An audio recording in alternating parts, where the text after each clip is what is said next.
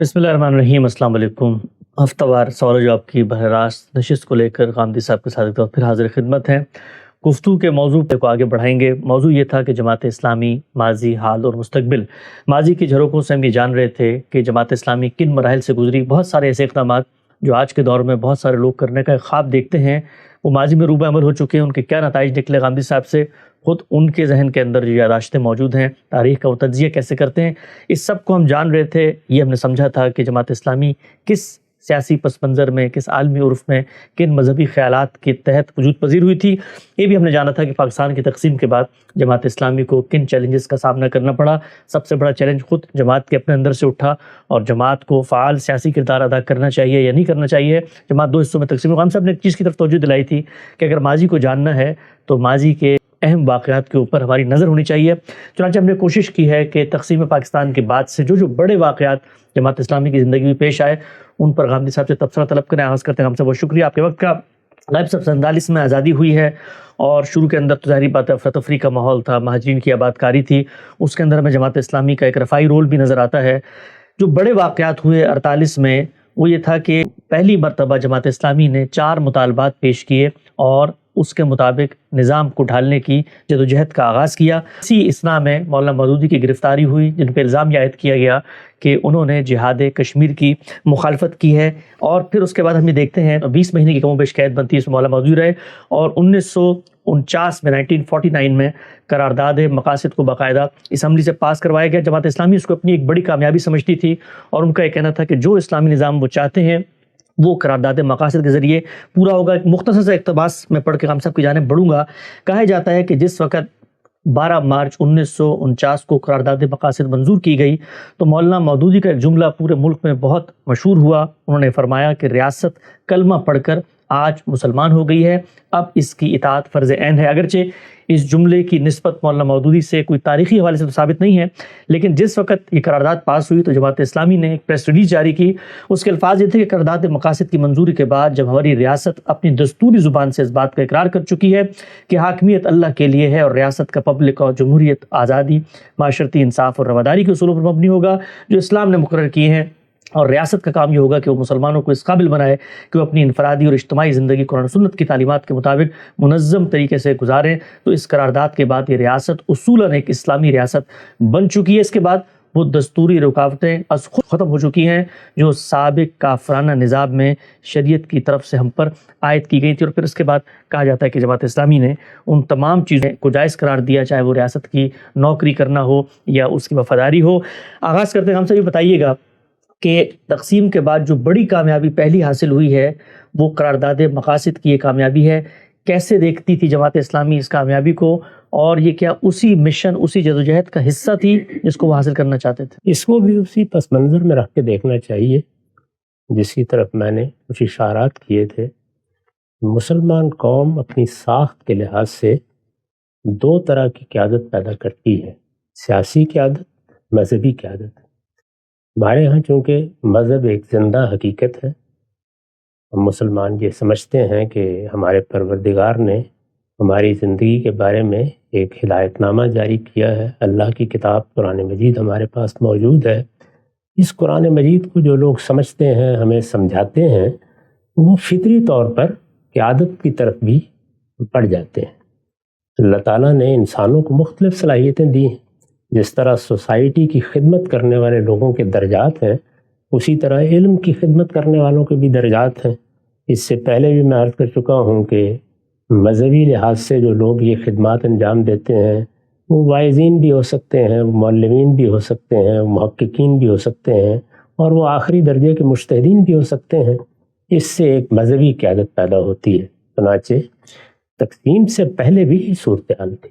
ایک طرف مسلمانوں کی سیاسی قیادت فعال تھی، سیاسی قیادت کانگریس کی جدوجہد نے بھی پیدا کی، اور بہت سے ان احوال نے بھی پیدا کی جو خود انگریزوں کے تحت یہاں وجود پذیر ہو چکے تھے۔ اور مذہبی قیادت تو پہلے سے ایک روایت رکھتی تھی۔ مذہبی قیادت مختلف مدارس بھی پیدا کر رہے تھے، اور اپنے طور پر جو لوگ مذہب کا علم حاصل کر لیتے تھے، یعنی علم کے غیر روایتی ذرائع بھی موجود تھے، اور ان سے بھی بڑی شخصیات پیدا ہو رہی تھیں۔ اس طرح کے لوگ آپ اپنی صلاحیت کی وجہ سے مسلمانوں میں قیادت کے منصب پر پہنچ جاتے تھے۔ ایسا نہیں کہ کسی کا تقرر کرنے کی ضرورت ہوتی ہے، یعنی سوسائٹی جن لوگوں کو اپنا رہنما مان لیتی ہے، ان کی طرف دیکھتی ہے، ان کی بات سنتی ہے، ان سے ہدایت حاصل کرتی ہے، ان کے فیصلوں کو اپنے لیے واجب الاطاعت سمجھنے لگ جاتی ہے۔ یہی چیز قبائلی نظام میں بھی ہوتی ہے، یہی مختلف معاشروں میں ہوتی ہے، اور مسلمان معاشرے میں مذہبی قیادت اور سیاسی قیادت یہ کم و بیش 12 صدیوں سے بالکل الگ الگ اسی طرح موجود ہے۔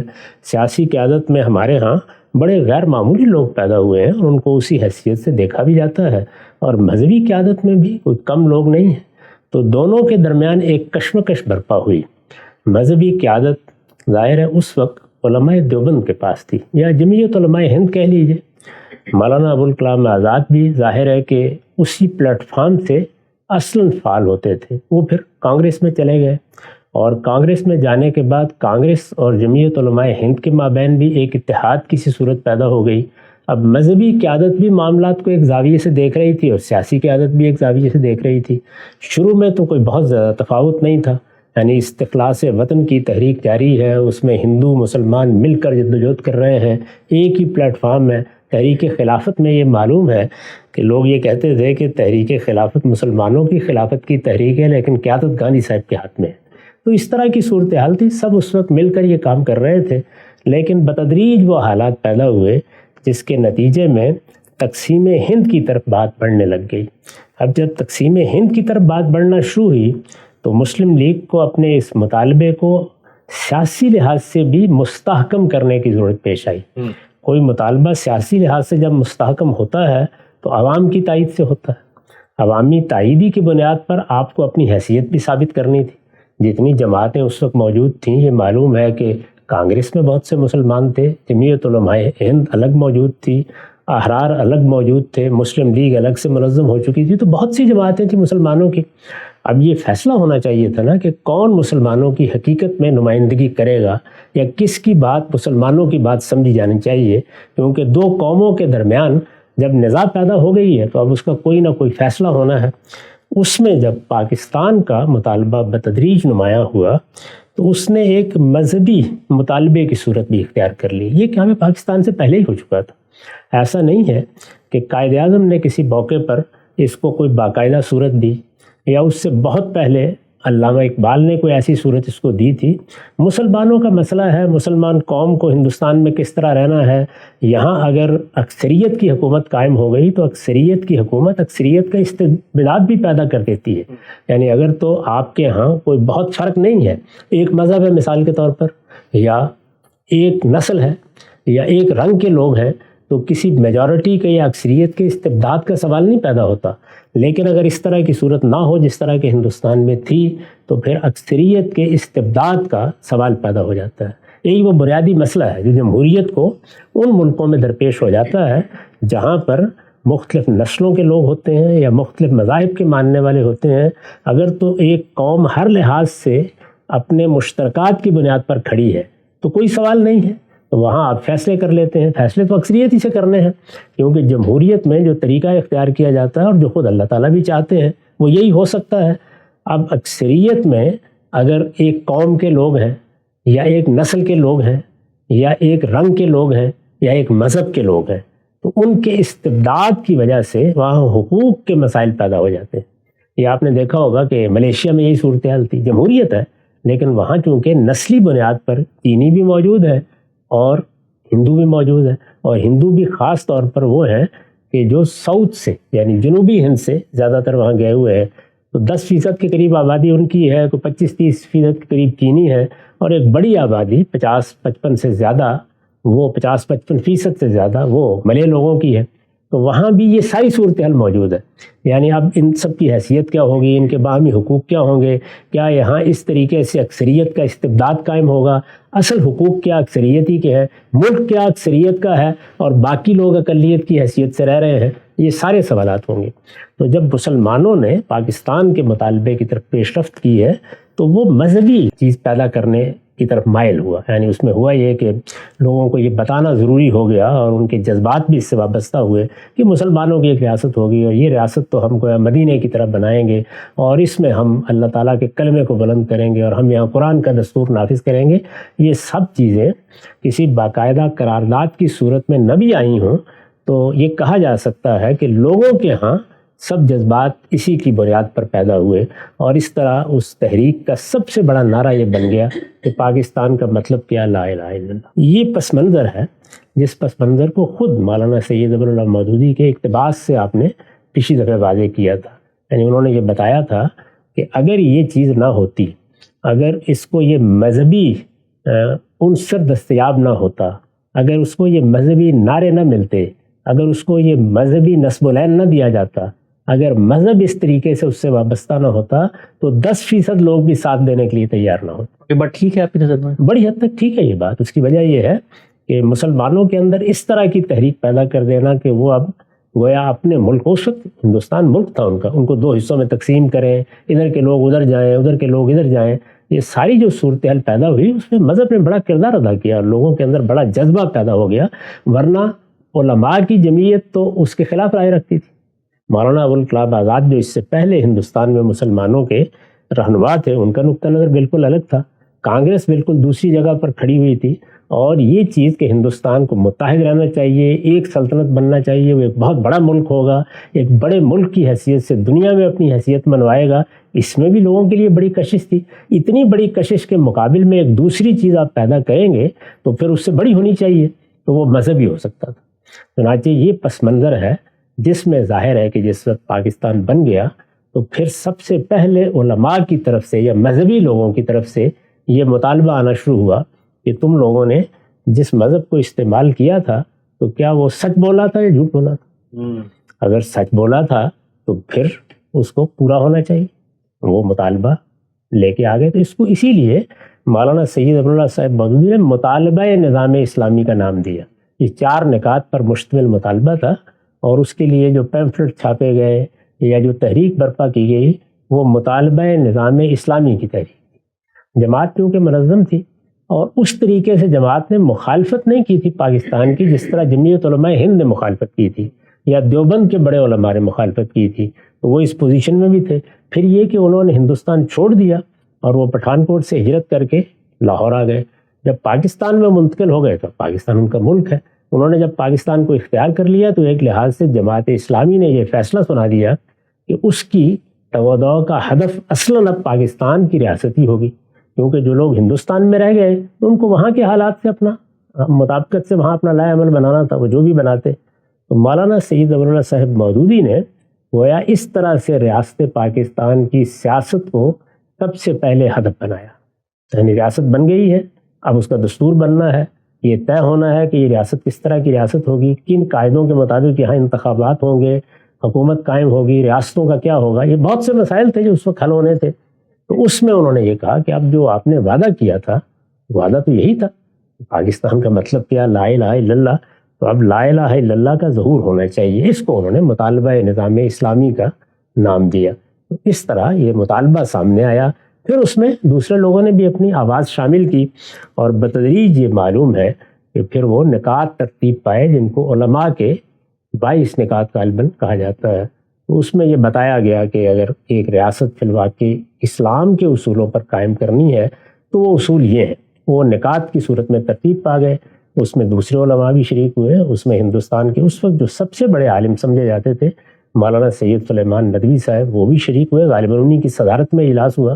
باقی علماء بھی اس میں بیٹھے. مولانا مودودی بھی اپنی یہ حیثیت اس وقت منوا چکے تھے کہ مذہبی قیادت میں ان کو شامل سمجھا جائے. چنانچہ انہوں نے بھی اس میں بہت سا کردار ادا کیا اور ان سب جد و جہد کے نتیجے میں پھر آخر اسمبلی کو قرارداد مقاصد منظور کرنا پڑی. اس پس منظر میں یہ اقتباس آپ نے پڑھ کے سنا. بالکل واضح ہو گیا. جب قرارداد مقاصد کس پس منظر میں منظور کی گئی، قرارداد مقاصد پر ہم نے الگ سے ایک سیریز کی ہوئی ہے، اس کا لنک ڈسکرپشن میں آپ لوگ دیکھ سکتے ہیں.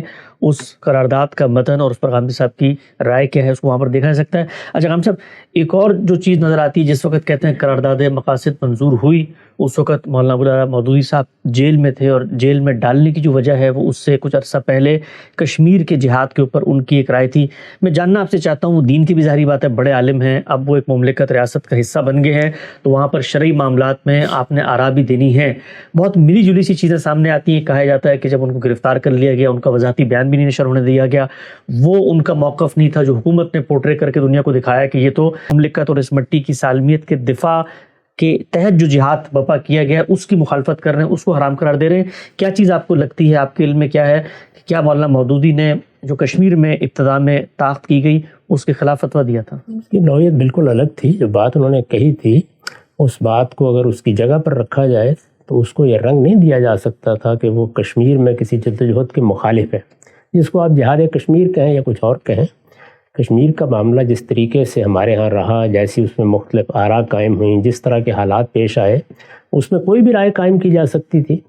یعنی یہ کہ کیا وہ فی الواقع ہندوستان کا حصہ بن گیا تھا، کیا نہیں بنا تھا، کیا اس کے لیے جنگ کی جا سکتی تھی، کیا امکانات تھے، یہ چیزیں تو آج بھی زیر بحث ہیں، اور ان کے بارے میں بہت کچھ اختلافات بھی سامنے آتے رہتے ہیں۔ یہ زیر بحث نہیں تھا، زیر بحث یہ تھا کہ اگر آپ نے حملہ کیا ہے یا اس میں کسی کی مدد کی ہے یا کوئی اقدام کیا ہے تو کچھ معاہدات ہو چکے ہوتے ہیں۔ تو ہمارے ہاں اسلامی قانون تو یہی ہے کہ اگر مختلف سلطنتوں کے درمیان معاہدات ہیں تو ان معاہدات کو جب تک علانیہ ختم نہ کر دیا جائے اس وقت تک آپ کوئی جنگی اقدام نہیں کر سکتے۔ تو یہاں گویا ایک فقہی معاملہ تھا جس کے بارے میں انہوں نے رائے دی، بجائے اس کے کہ اس کو اسی جگہ رکھ کر اس سے اختلاف بھی کیا جا سکتا تھا، اتفاق بھی کیا جا سکتا تھا، اس کو یہ صورت دے دی۔ اور یہ آپ جانتے ہیں کہ سیاست میں جب کسی سے آپ کا اختلاف ہوتا ہے تو اسی طرح چیزوں کو بڑھا چڑھا کر کہاں سے کہاں پہنچا دیا جاتا ہے۔ اس طرح کی مبالغہ آمیزی سیاسی اختلافات میں ہم روز دیکھتے ہیں، وہی ان کے ساتھ ہوا اور پھر ان کو گرفتار کر لیا گیا۔ بالکل واضح ہو گیا۔ قرارداد مقاصد جس وقت منظور ہوئی تو اس کے بعد جماعت اسلامی نے 5 ایسے اقدامات کی نشاندہی کی۔ وہ 5 اقدامات کیا تھے جن کو قرارداد مقاصد میں اصولی طور پہ منظور کر لیا گیا تھا؟ ان معاملات میں جماعت اسلامی کا موقف یہ تھا کہ سرکاری ملازمتوں کا حصول اور فیصلوں کے لیے عدالتوں سے رجوع اب جائز قرار پائے گا، انتخابات میں حصہ لینے کی ایجاد ہوگی، مسلمانوں پر فرض قرار دیا گیا کہ وہ اپنے تمام تر وسائل اور صلاحیتیں ریاست کو مضبوط بنانے میں صرف کریں۔ اس طرح جماعت اسلامی نے اپنے لیے قرار دیا کہ اب ریاست کے ساتھ اس کا تعلق وفاداری کا ہے، اور عدم تعاون کا تمام تر رویہ جو ماضی کے 2-3 سالوں میں جاری رہا اس کو ختم کیا جائے گا۔ ہم سب 1950 میں کہا جاتا ہے مولانا مودودی 20 ماہ کی قید کی مشقت برداشت کرنے کے بعد رہا کر دیے گئے، اور پھر مولانا نے حکومت کی پیش کردہ جو دستوری سفارشات تھیں ان پر بھی ایک پورا کا پورا خاکہ پیش کیا۔ ہم یہ دیکھتے ہیں کہ پھر مولانا کی تقریر پر پابندی لگا دی گئی۔ اقتدار تو ان لوگوں کے پاس تھا جن کے حوالے انگریز کر کے گئے تھے، سول بیوروکریسی ملک چلا رہی تھی، وہ لوگ تھے مسلم لیگ کے الیکٹیبل جدید پڑھے لکھے۔ مذہبی قیادت کے دباؤ میں کچھ دستور میں تو تبدیلی کی گئی، لیکن ہم یہ دیکھتے ہیں کہ بالکل ابتدا سے ہی ایک کنفرنٹیشن، ایک مخاصمت کا رویہ شروع ہو گیا کہ ایک طرف سیاسی قیادت ہے اور وہ مذہبی قیادت کے مذہبی نیریٹو کو تو ایڈجسٹ کر رہی ہے لیکن اقتدار کے قریب ان کو نہیں آنے دے رہی، یعنی تون و کرہن ایڈجسٹ کر رہی ہے۔ اسی لیے میں یہ کہا کرتا ہوں کہ یہ ملک جب پیدا ہوا تو جیسے کسی بچے کو پیدائشی امراض لاحق ہوتے ہیں، اس کو جو امراض لاحق ہوئے ان میں ایک بڑا مرض مذہبی اور قومی ریاست کی کشمکش تھی۔ لیکن یہاں ایک اور بہت دلچسپ چیز ہے جو آپ نے بیان فرمائی، اور وہ یہ کہ ملازمتیں کرنا جائز ہو گیا، فوج میں جانا جائز ہو گیا۔ یہ سوال یہ ہے کہ شرعی لحاظ سے یہ ناجائز کب تھا؟ اگر آپ جائزہ لیں تو اس وقت دنیا بھر میں مسلمان بہت سے ملکوں میں رہ رہے ہیں جہاں مسلمانوں کے پاس حکومتیں نہیں ہیں۔ کیا وہ وہاں ملازمتیں نہیں کر رہے؟ کیا وہ وہاں کاروبار نہیں کر رہے؟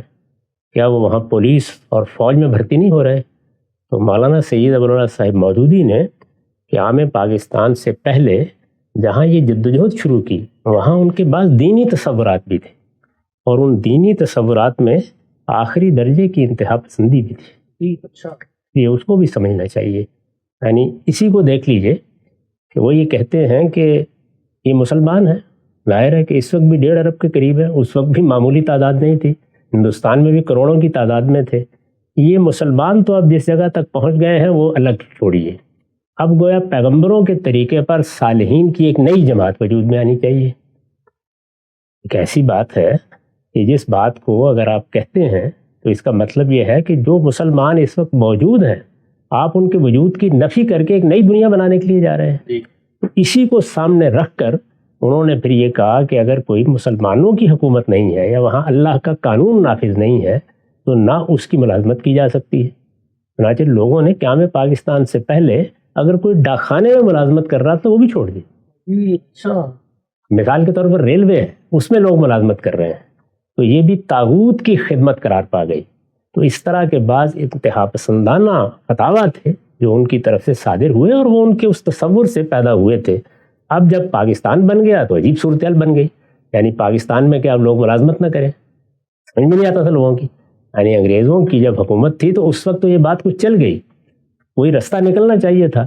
وہ رستہ پھر اس طرح سے نکلا کہ جب ریاست نے قرارداد مقاصد منظور کر لی ہے تو اس کو یہ تعبیر دی گئی کہ گویا اب ریاست مسلمان ہو گئی ہے، اور جب ریاست مسلمان ہو گئی ہے تو اب آپ کے لیے ملازمت کرنا بھی جائز ہو گیا، فوج میں جانا بھی جائز ہو گیا، اب ڈاکیا بننا بھی جائز ہو گیا، اسٹیشن ماسٹر بننا بھی جائز ہو گیا۔ تو اصل یہ ہے کہ نہ پہلے یہ بات صحیح تھی نہ بعد میں یہ بات صحیح تھی، لیکن بہرحال یہ اسی طرح ہوئی، اور چونکہ ایک بڑا تاریخی واقعہ ہے اس وجہ سے میں نے اس پر تبصرہ کر دیا۔ اچھا غلام صاحب، ایک صرف میں اپنے مطالعے کے لیے پوچھنا چاہتا ہوں کہ جب مولانا یہ فتویٰ دیا تھا تقسیم پاکستان سے پہلے، تو کیا ایسا بھی تھا کہ جماعت اسلامی کے اپنے لوگ بھی، ظاہری بات ہے عوام میں اس کی پینیٹریشن تھی، وہ سرکاری ملازم ہوں گے، تو کیا باقاعدہ لوگوں نے استعفے دے دیے، نوکریاں چھوڑ دی، تو پھر ان کی زندگی کا معاش، گزر بسر، وہ سب کیا ہوتا تھا؟ بالکل ایسا ہی ہوا، یعنی ایسے لوگ تھے کہ جنہوں نے اپنی ملازمتیں چھوڑ دیں، اور ان میں سے بعض لوگوں کے بارے میں ہم جانتے ہیں کہ کسی نے روٹیاں لگانے کا تنور قائم کیا، کسی نے کوئی دکان قائم کی، اسی طرح سے بڑے بڑے غیر معمولی مراحل سے لوگ گزرے۔ تعداد بڑی تھوڑی سی تھی، چند سو لوگ تھے، لیکن بہرحال جن لوگوں نے ان کے اس فتوے کو درست سمجھا انہوں نے اس کے لحاظ سے اپنی ملازمت چھوڑ دی۔ کاروباروں کی نوعیت اگر کوئی ایسی تھی تو ان سے دستبردار ہو گئے، جائیدادوں کی نوعیت اگر کوئی پہلے سے ملی ہوئی ایسی تھی تو ان کو چھوڑ دیا۔ بڑے غیر معمولی اقدامات لوگوں نے اس معاملے میں کیے، یعنی وہ اقدامات تو اپنی ذات میں بہت قابل تحسین ہے، اس لیے کہ آدمی جب کسی چیز کو درست سمجھتا ہے یا غلط سمجھتا ہے تو اس کے بارے میں اس کا رویہ یہی ہونا چاہیے، اسے منافقانہ طرز عمل اختیار نہیں کرنا چاہیے۔ لیکن اب اگر مثال کے طور پر آپ جماعت اسلامی کے لوگوں سے یا ان کے زعماء سے پوچھیں تو ان میں سے جو لوگ مثال کے طور پر برطانیہ میں رہ رہے ہیں یا یورپ کے ملکوں میں ہیں یا امریکہ میں رہ رہے ہیں تو یہاں کیا خیال ہے، ان کو ملازمت کرنی چاہیے یا نہیں کرنی چاہیے؟ تو آپ یہ دیکھیں کہ صورتحال وہ نہیں ہے، لیکن یہی فتویٰ تھا، اور پھر اس کے بعد اب انتظار تھا اس بات کا کہ لوگوں کے لیے کوئی راہ کھلنی چاہیے۔ وہ راہ اس طریقے سے کھلی کہ قرارداد مقاصد منظور ہو گئی۔ تو قرارداد مقاصد پر خود مولانا سید ولی اللہ صاحب مودودی کا ایک اور تبصرہ بھی ہے کہ اس سے پہلے کوئی گھٹا نہیں اٹھی اور اس کے بعد زمین پر کوئی رویدی نظر نہیں آئی، لیکن بہرحال وہ اتنا سبزہ ضرور پیدا کر گئی کہ ملازمتیں حلال ہو گئیں۔ سبحان اللہ، سبحان اللہ، بڑی ہی اہم اور دلچسپ ماضی کے تاریخ کے جھروکوں سے غامدی صاحب سے ہم دعا کروا رہے ہیں، پردے اٹھا رہے ہیں۔ جماعت اسلامی ماضی حال مستقبل سلسلہ گفتگو جاری ہے، انشاءاللہ موضوعات کو آگے بڑھائیں گے۔ وقت یہاں پہ ختم ہوتا ہے، اب تک آپ کا بہت شکریہ۔